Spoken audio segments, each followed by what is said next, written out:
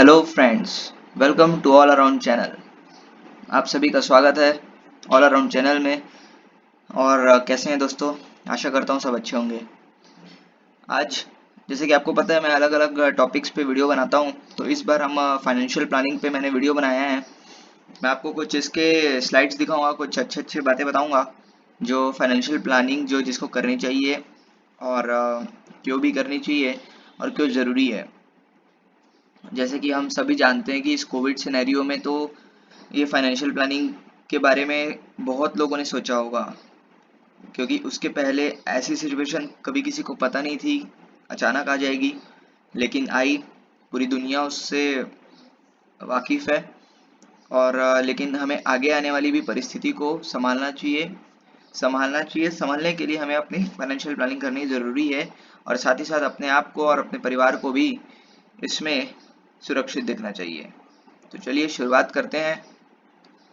Understand financial planning. हम समझते हैं कि फाइनेंशियल प्लानिंग क्यों ज़रूरी है, क्या इससे समझना चाहिए। तो आपको मैं बता दूं कि फाइनेंशियल प्लानिंग अपने आप के लिए, एक इंडिविजुअल के लिए एक रोड मैप होता है। जो फाइनेंशियल वेलबींग को अच्छे से समझता है वो इस पे खरा उतरता है।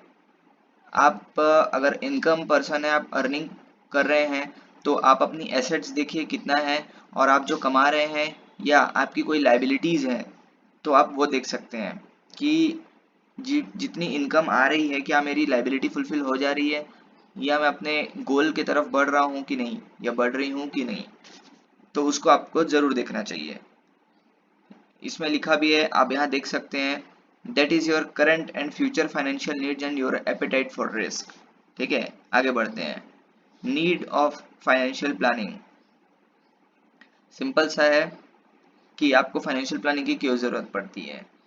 जैसे किसी ने कहा है, और यहाँ पे लिखा भी हुआ है, आप देख सकते हैं, यू ओनली लिव वंस। जी हाँ, बिल्कुल। अगर हम इसको प्रैक्टिकली सोचे कि हम केवल एक बार जीते हैं, और there is nothing wrong with wanting the best for ourselves at least once in this life time.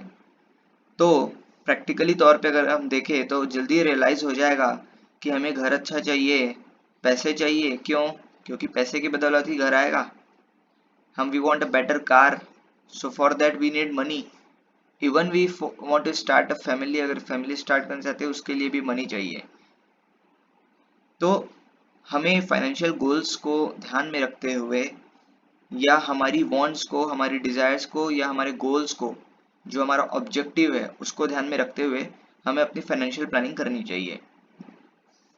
बहुत लोग भटक जाते हैं, समझ नहीं पाते कि हम अपने गोल्स की तरफ कैसे जाए। अगर उनके पास उनका अर्निंग पर्सपेक्टिव अचीव हो चुका है, वो अर्न कर रहे हैं, लेकिन वो अपनी फाइनेंशियल प्लानिंग ठीक से कर नहीं पाते। तो आगे बढ़ते हैं। स्टेजेस आते हैं कुछ। इसमें आता है स्टेज 1 में सेल्फ अवेयरनेस।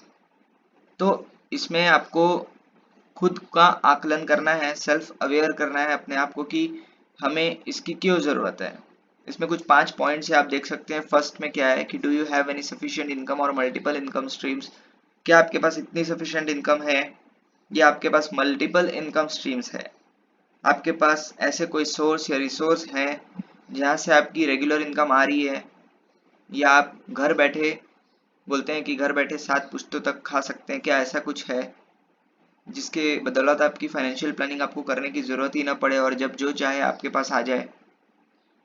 तो वो आप पे डिपेंड करता है, ये आपको समझना है, ये आपकी सेल्फ अवेयरनेस है होगी।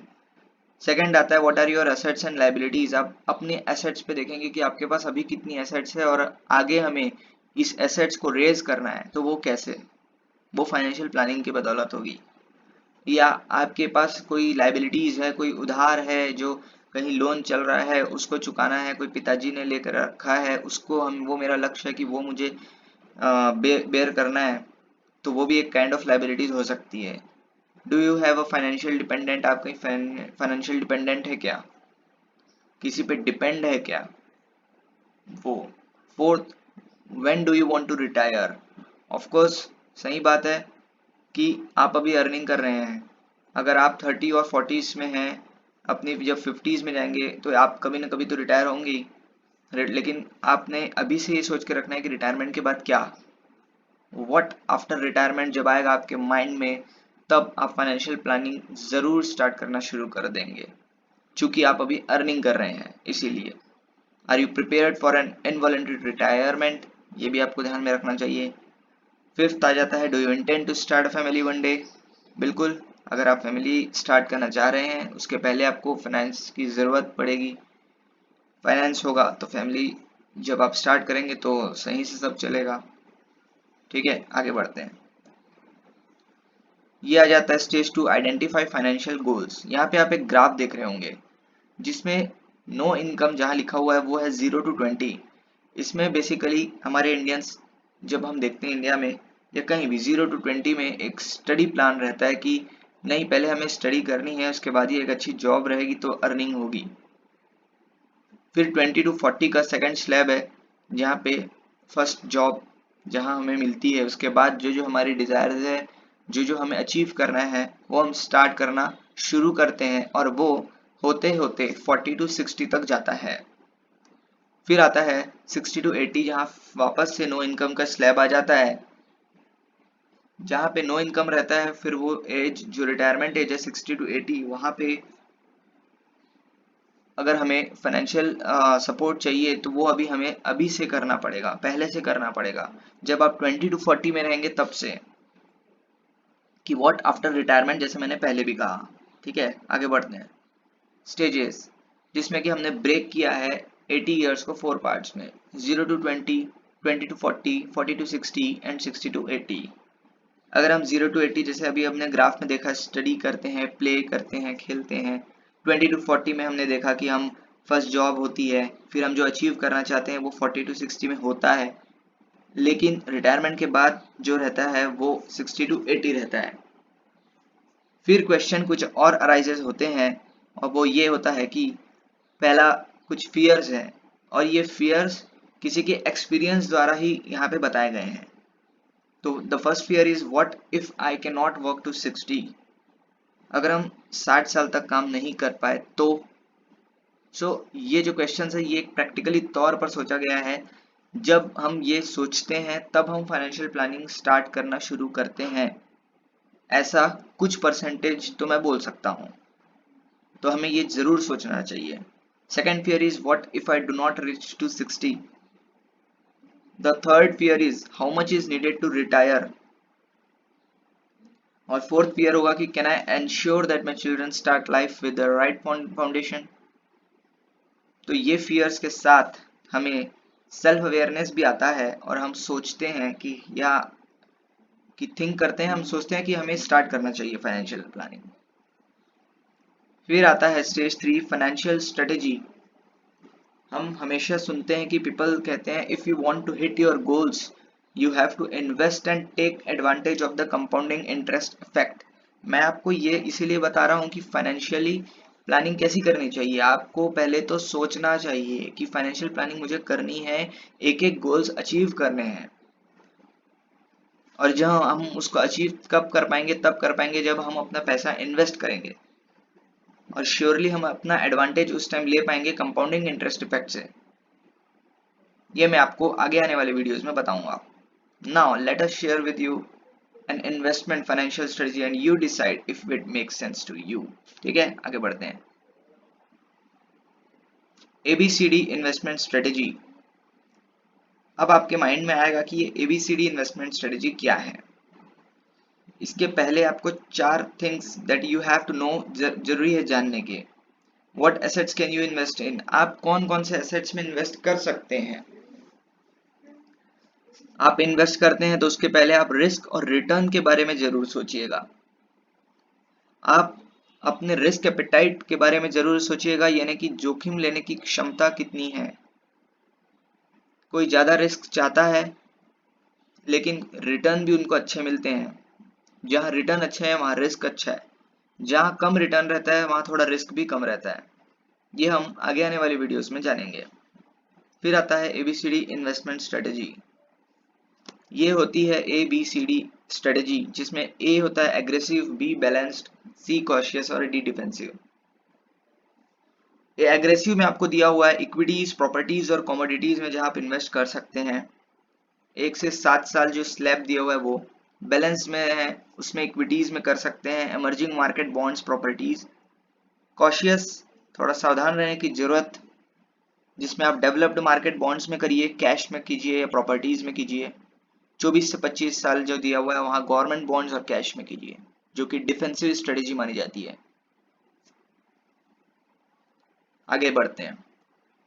Stage 4, why do you need insurance.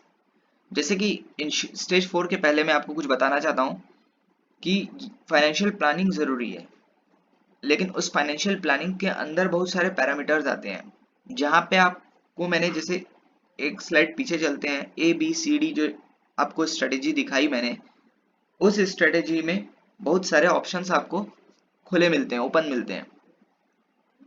ये मैं नहीं बता सकता, ये मैं सिर्फ आपको बता सकता हूँ कि आपको कहाँ पे इन्वेस्ट करना चाहिए, लेकिन पूरा पूरा मालिक आप है। जहां आप सोचेंगे वहीं आपको इन्वेस्ट करना है, जहां आपको अच्छा लगता है कि मुझे रिटर्न मिलेगा फ्यूचर में, वहीं आपको करना है। पहला, स्टेज 4 में मैं अगर बताऊंगा तो इंश्योरेंस की क्यों जरूरत है, आप इसको पढ़िए जरूर या स्क्रीनशॉट ले लीजिए। You see, nobody likes to discuss about death. ये बात जब मैंने पढ़ी मुझे भी लगा कि बिल्कुल सही है, आपको भी लगेगा। कभी भी कोई डेथ के बारे में बात नहीं करता, क्योंकि लाइफ जैसे चल रही है वैसे ही चल रही है। क्यों डेथ के बारे में बात करे और किसी को बुरा वो कुछ कहे या किसी को बुरा लगेगा तो अच्छा नहीं लगता, सही बात है।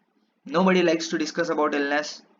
Nobody likes to discuss about what happens if an accident occurs and you are unable to work.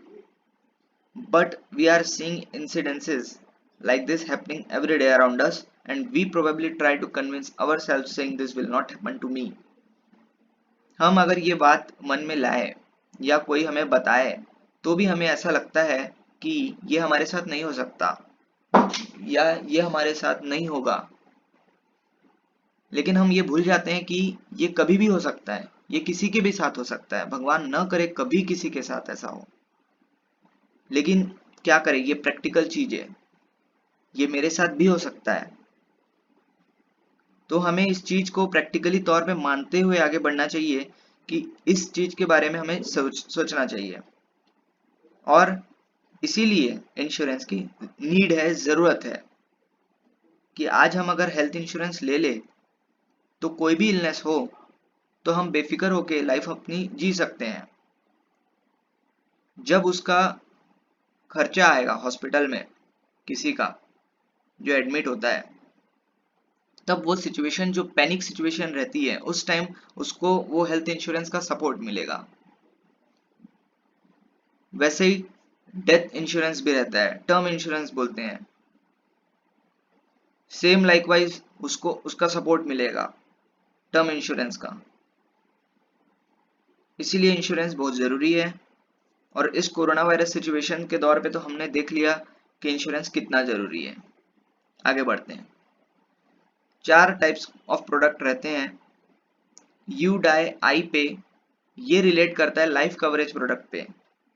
You fall sick आई पे, आप अगर बीमार पड़ते हैं तो मैं पे करूंगा, यानी कि ये इंश्योरेंस कंपनी कहती है। This relates to income protection products. You retire, I pay. This relates to retirement planning products. And your kids go to college, I pay.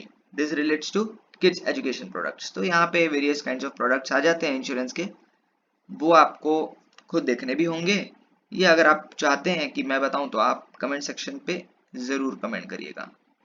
Insurance graph, यहाँ पे ये ग्राफ इतना अच्छा समझाया गया है कि आप इसको जरूर स्क्रीनशॉट ले लीजिए, एक बार सोचिएगा जरूर।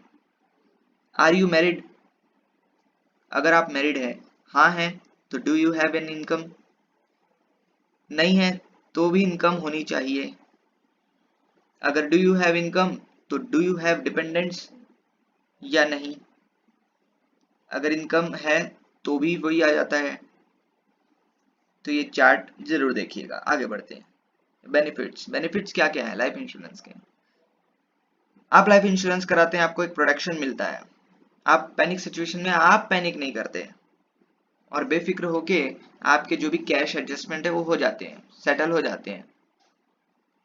एक काइंड ऑफ सेविंग्स ही है ये, जो आपको नुकसान नहीं पहुंचाएगी लेकिन हेल्प भी करेगी, वेल्थ क्रिएट करेगी। इसीलिए वेल्थ क्रिएशन भी एक बेनिफिट है। कुछ कुछ ऐसे प्लान्स है जिसमें वेल्थ क्रिएट होती है, टैक्स सेव करती है, टैक्स बेनिफिट आपको मिल जाता है 80D में। ये बेनिफिट्स है। आगे बढ़ते हैं। ये स्टेप्स होते हैं, कुछ बता रहा हूं मैं, जो सेटिंग फाइनेंशियल गोल्स होते हैं। अपने गोल्स लिखिए, जो भी स्पेसिफिक है वो लिखिए। आइडेंटिफाई, अपने गोल को पहचाने आप कि आपके गोल्स शॉर्ट टर्म है, मीडियम टर्म है या लॉन्ग टर्म है। उस हिसाब से आपको इन्वेस्ट करना चाहिए आपका पैसा। प्रायोरिटी ये होनी चाहिए कि आपके फाइनेंशियल गोल्स लिस्ट होने के बाद उनको प्रायोरिटी दे, उस लिस्ट को प्रायर करें अकॉर्डिंगली।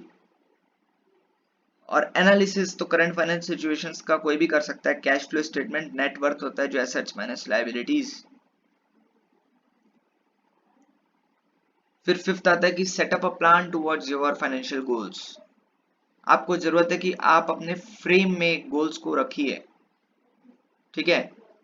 कैटेगरीज है कुछ फाइनेंशियल गोल्स की। इंश्योरेंस में आ जाता है लाइफ इंश्योरेंस, जैसे मैंने बताया, क्रिटिकल इलनेस इंश्योरेंस और हेल्थ इंश्योरेंस। अपने आप से पूछिए कि do I need to all of them. The answer is obviously yes, because each and every insurance is a plan for a different purpose and you need to protect your financial plan. बिल्कुल जरूरत है, बेशक जरूरी है, पर ये फिर भी मैं बोलता हूँ एट लास्ट आपका ही डिसीजन रहेगा कि आपको कहाँ इन्वेस्ट करना है। ये सिर्फ फाइनेंशियल प्लानिंग का एक स्टेप है जो स्टार्ट हुआ है। अनदर सोर्स ऑफ इनकम यहाँ पे लिखा हुआ है, आप देख सकते हैं। इन्वेस्ट कीजिए अपना मनी, जो भी आप अर्निंग करते हैं उसका 20% आपको इन्वेस्ट करना जरूरी है अपने फ्यूचर्स के लिए। क्योंकि इसमें एक सही लाइन लिखी हुई है, आप देख सकते हैं, because we can not predict the future. नहीं कर सकते हम प्रिडिक्ट, इसीलिए इन्वेस्टमेंट जरूरी है सर।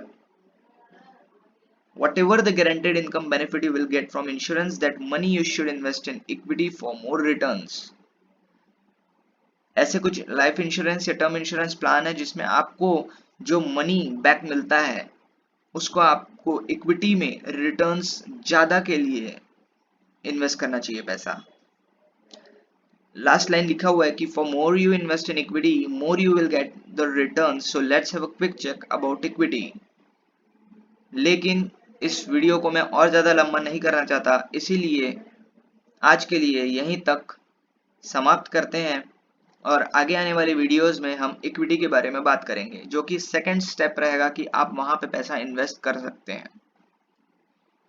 ये पहला स्टेप था, ये आज का पहला स्टेप था इंश्योरेंस, जहां से हमने स्टार्ट किया कि फाइनेंशियल प्लानिंग करनी चाहिए, क्यों करनी चाहिए। स्टेप 1 में इंश्योरेंस था जहां आप इन्वेस्ट कर सकते हैं। फिर भी मैं लास्ट में यही कहता हूं कि ये तो आपका डिसीजन है। ओके, अगर आपको वीडियो अच्छा लगा तो आप इसे जरूर लाइक कीजिएगा, शेयर कीजिए, सब्सक्राइब कीजिए और कमेंट कीजिए। Okay, bye, thank you.